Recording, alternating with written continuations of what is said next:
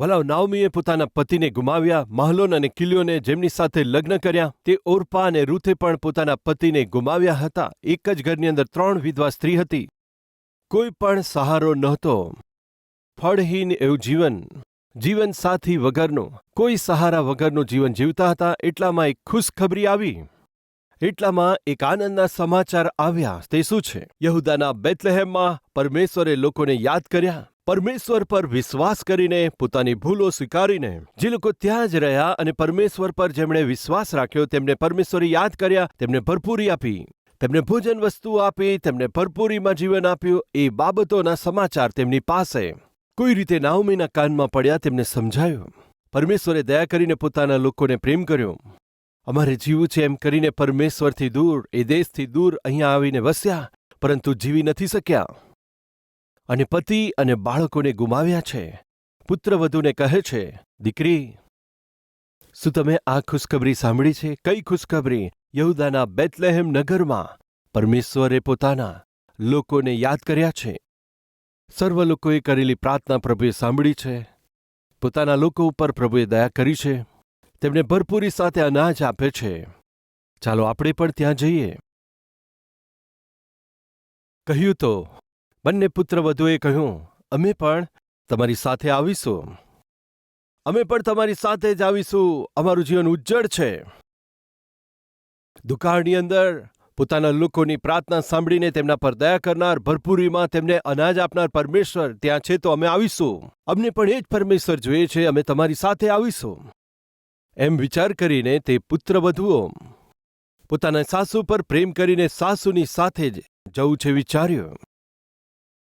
કૃપા કરી ધ્યાન આપજો.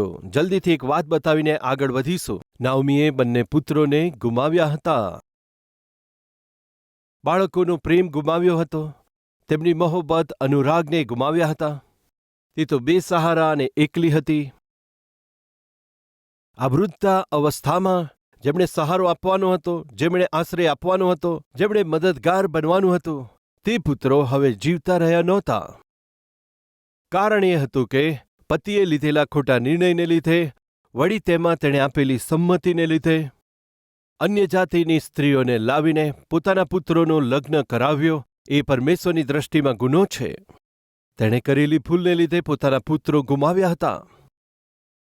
હવે નાઓમી જે વૃદ્ધ થઈ હતી, એવી માં, બાળકોનો સાથ અથવા બાળકોનો સહારો હવે રહ્યો નહોતો, કેમ કે તેઓ મરણ પામ્યા હતા. કેટલી દુઃખની વાત છે, કેટલી વેદના હશે. પરંતુ આજે ઘણા બધા માતા અને પિતા તેનાથી પણ વધારે દુઃખમાંથી પસાર થાય છે, તેનાથી પણ વધારે વેદનાથી પસાર થાય છે. વૃદ્ધાવસ્થામાં પહોંચેલ માતા પિતા આજે નર્કનો અનુભવ કરે છે. કારણ જાણો છો? શું દીકરા મરી ગયા છે? ના વાલાઓ, જીવતા જીવ પણ મૃતકોની જેમ જીવે છે. જીવતા હોવા છતાં પિતાનું ધ્યાન નથી આપતા, વૃદ્ધ માતાનું ધ્યાન નથી આપી શકતા. કમસે કમ તેમની સાથે વાત પણ નથી કરતા, તેમનો ખ્યાલ પણ કરતા નથી. વલાવ એકવાર એક માં આવીને કહેવા લાગી, અમારા ગામમાં એક માં પાસે સર્વ કાગળોમાં સાઇન કરાવી લીધી. પતિના મૃત્યુ પછી સંપત્તિ માના નામ પર થઈ હતી. પિયરમાંથી આવેલી સંપત્તિ પણ તેની પાસે હતી. બળજબરીથી તેની સાઇન કરાવી લીધી. ઠીક છે, મારા મૃત્યુ પછી મારા બાળકને જ મારી સંપત્તિ મળશે એમ કરીને સાઇન કરી લીધી. આ રીતે સાઇન કર્યા પછી તરત જ તેને કારમાં બેસાડ્યા. તે માએ વિચાર્યું, આ લોકો મને ક્યાં લઈ જાય છે? તેને સીધા લઈ જઈને કોઈને ના દેખાય એ રીતે એક જંગલમાં લઈ ગયા. ત્યાં એકલા છોડીને આવી ગયા. એક જંગલમાં લઈ ગયા, જ્યાં રસ્તો પણ ખબર ના પડે એવા જંગલમાં લઈ જઈને ત્યાં એકલા મૂકીને આવી ગયા. ત્યાર પછી એ જંગલમાં એક દિવસે તે મરી ગઈ. કેટલી દુઃખની વાત છે, કેટલી દુઃખની વાત છે. પછી આ પુત્રોને જુઓ. દીકરો છે પણ નામને માટે.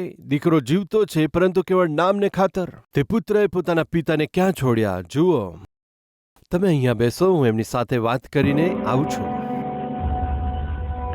જેમના વિષયમાં મેં વાત કરી હતી ને, તેમને લઈને આવ્યો છું. તેમનો ખ્યાલ રાખજો કહ્યું. તેમને મેં બધું બતાવ્યું છે, તેઓ જોઈ લેશે એમ કહીને જવા લાગ્યો. પૌત્ર કહે છે, દાદાજી દુઃખી ના થશો.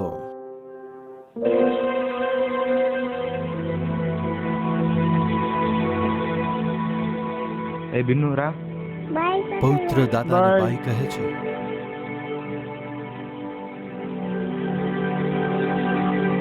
તેમણે પૂછ્યું, દાદાને શું કહેતો હતો?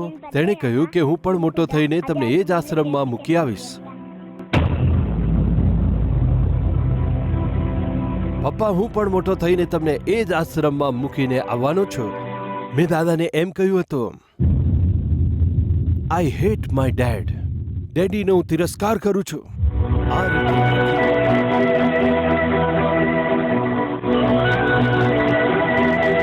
તો અહીં થોભી જાય એમ કહીને તે અંદર જાય છે.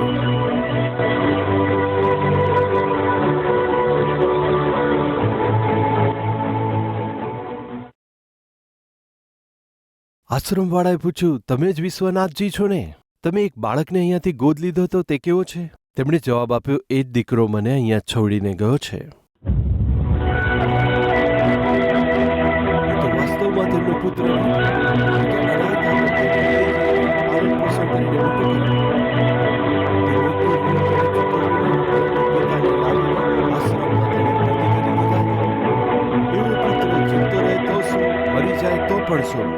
રાઈટ ફ્રેન્ડ્સ,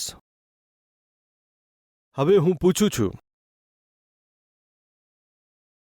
આ નાઓમી પુત્ર હોવા છતાં તેમને ગુમાવીને અનાથ થઈ ગઈ. ઘણા બધા માતા પિતા પુત્ર હોવા છતાં પણ અનાથ તરીકે જીવન જીવે છે, બેસહારા તરીકે જીવે છે.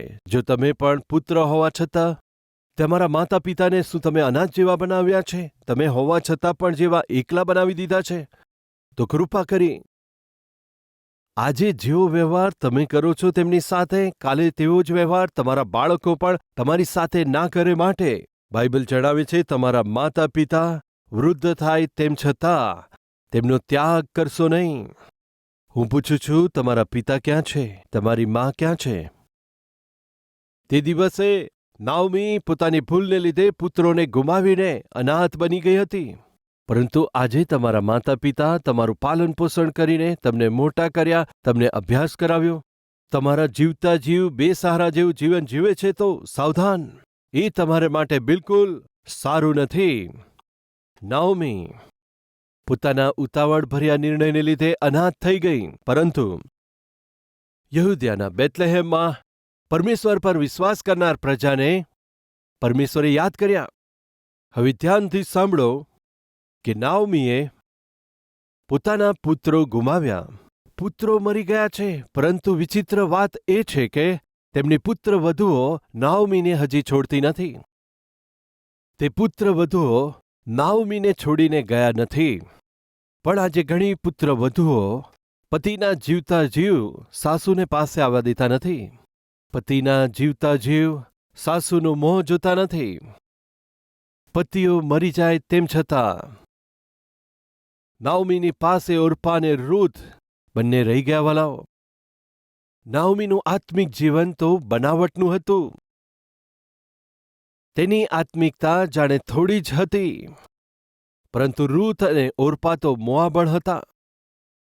આજે ઘણા બધા લોકો આત્મિક જેવા દેખાય છે, આત્મિક વ્યક્તિ કહેવાય છે, પરંતુ કેટલા લોકો પોતાના સાસુને જોઈને માં કહીને પ્રેમથી બોલાવે છે. એકવાર વિચાર કરો. અમારા પૂર્વજ કહેતા હતા, પુત્રવધુનો ગૃહ પ્રવેશ સાસુને માટે ગંગા પ્રવેશ બરાબર છે. કેમ એવું કહેતા હતા ખબર નહીં. બીજી એક વાત પણ કહેતા હતા, સાસુ વગરની પુત્રવધુ ઉત્તમ હોય છે. સાસુ વગરની વહુને ઝઘડો જ નથી હોતો, ઉત્તમ છે. સાસુ હોય તો ઝઘડા હોય, સાસુ હોય તો ઝઘડા ઉત્પન્ન થાય. કૃપા કરી ધ્યાન આપજો. પરંતુ એક અનોખી વાત આપણે અહીંયા જોઈએ છે. પતિ તો મરણ પામ્યા છે, પરંતુ પોતાની સાસુને છોડ્યા વગર આ ઓર્પા અને રૂથ પોતાની સાસુની સાથે જ હતા. અદ્ભુત વાત છે. પરંતુ આ દિવસોમાં આપણે જોઈએ છે, પતિ તો જીવતા હોય તો પણ સાસુનો ખ્યાલ ના રાખતા હોય, તેમની કાળજી ના રાખતા હોય એવી વહુ હોય છે. તેઓ કારણ પણ કહેતા હોય છે, કદાચ સાસુ સારા ના હોય. પતિ પત્ની થોડી વાર સાથે બેસે એટલે સાસુને ચાલે નહીં, વચ્ચે આવીને બેસી જાય. પુત્રવધુ ખબર નહીં મારા દીકરાને શું કહેતી હશે. પુત્રવધુ તરીકે અથવા વહુ તરીકે પત્ની તરીકે પોતાના પતિની સાથે થોડી વાર બેસે અથવા તેના જે કંઈ પણ વિચારો હોય થોડી વાર પતિને કહેવું છે વિચારે છે તો ખબર નહીં સાસુ ત્યાં આવીને બેસી જાય છે. પતિ સાથે થોડી વાર વાત કરો એમ નહીં થાય. પતિની પાસે આવવા દેતી નથી, પતિ સાથે વાત કરવા દેતી નથી. શું તમે એવા સાસુ છો? તે સારી ટેવ નથી. 25 વર્ષ તમે દીકરાની સાથે રહ્યા, 25 વર્ષ તમારો દીકરો તમારી સાથે રહ્યો, તમારે જે કહેવું હતું કહ્યું છે, દીકરાને જે સમજાવવાનું સમજાવ્યું. હવે તો દીકરાનું લગ્ન થઈ ગયું. હવે કમસે કમ તમારો દીકરો અને પુત્રવધુ થોડીવાર એકાંતમાં રહી શકે, શાંતિની સાથે રહી શકે, તેમના સોચ અને વિચાર એકબીજાની સાથે વહેંચી શકે, પરંતુ તમે અવસર આપતા નથી. થોડીવાર તેઓ પ્રેમથી વાત કરે, વચ્ચે આવીને બેસી જાઓ છો ભૂતની જેમ. શું વાત કરો છો, શું વાત કરો છો, શું વાત કરો છો?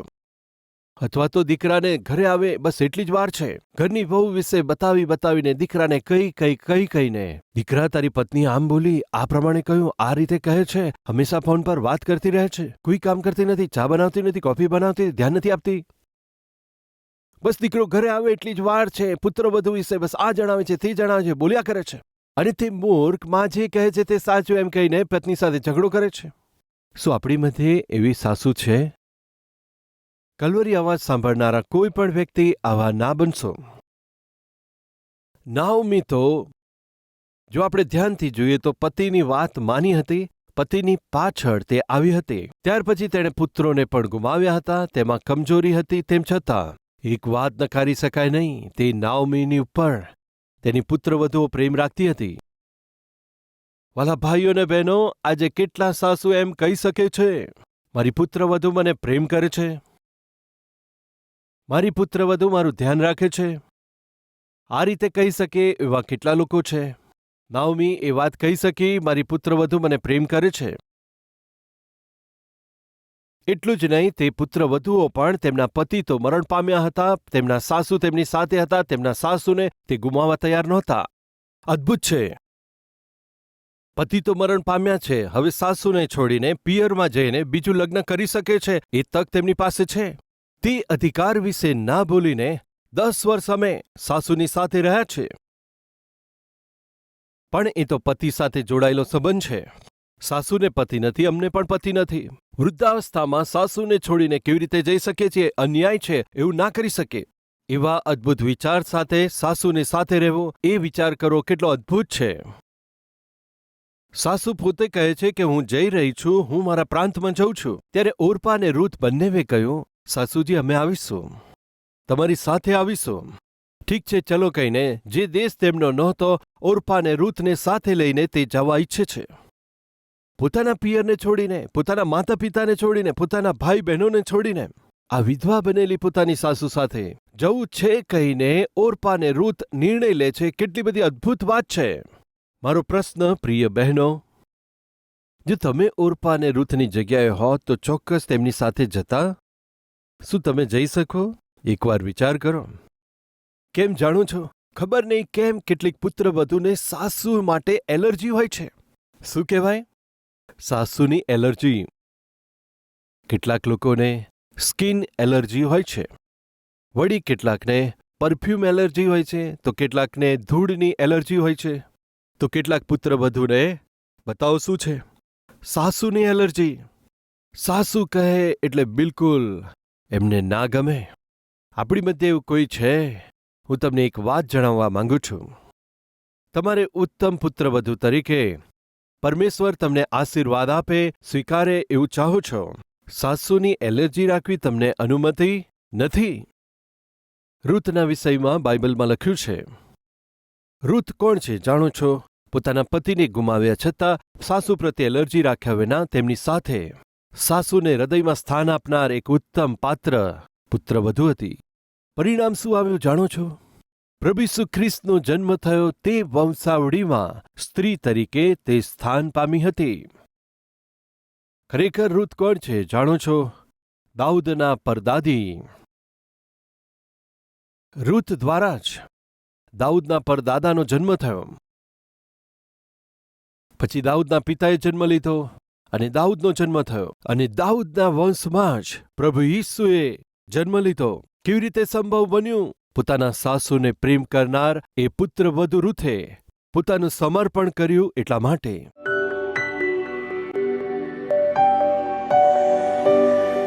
પવિત્ર પરમેશ્વર પિતા સીધું સ્પષ્ટ અમારી સાથે વાત કરી. આભાર.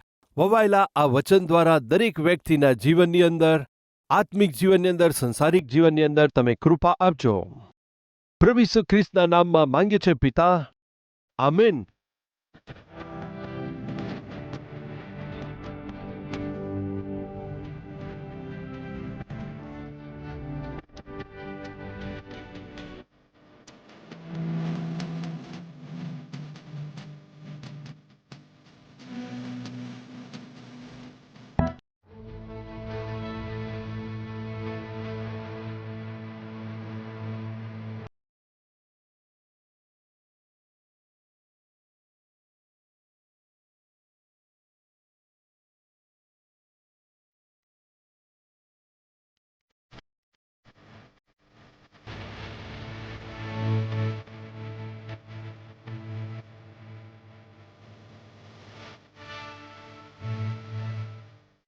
અમારું address Calvary, post box number 30, Kukatpally, Hyderabad 72.